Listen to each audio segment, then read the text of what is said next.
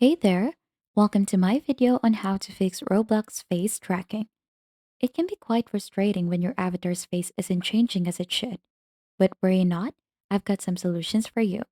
Let's dive right in.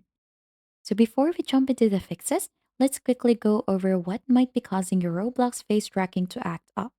There are several reasons this might be happening.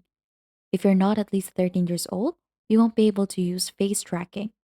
Face tracking may not be available in your region yet, and also ensure your Roblox account has a verified email and a phone number. Double check that you've enabled face tracking in your Roblox setting. Make sure you're using a device with a compatible webcam. Verify that the game you're playing supports face tracking. And finally, consider server issues if none of them seems to help. Now let's get into the solutions. For the first one, if you're not 13 years or older, you won't be able to use face tracking, so ensure you meet the age requirement. Second is to head over to the Roblox status page to see if face tracking is available in your region. It might not be accessible everywhere just yet. Third, make sure your Roblox account has a valid email and phone number link.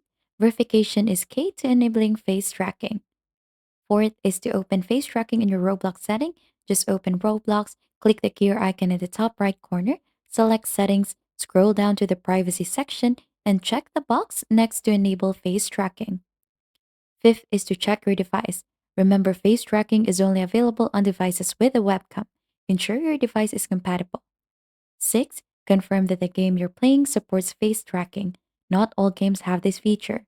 And seven, if you tried all the steps and still face the issue, it could be due to problems on Roblox servers. Sometimes it's beyond your control. So there you have it, a comprehensive guide on how to fix Roblox face tracking issues. Hopefully, one of the steps has resolved your problem. Thank you very much for watching, and remember to hit the like and subscribe for more helpful tutorials. And see you in the next video.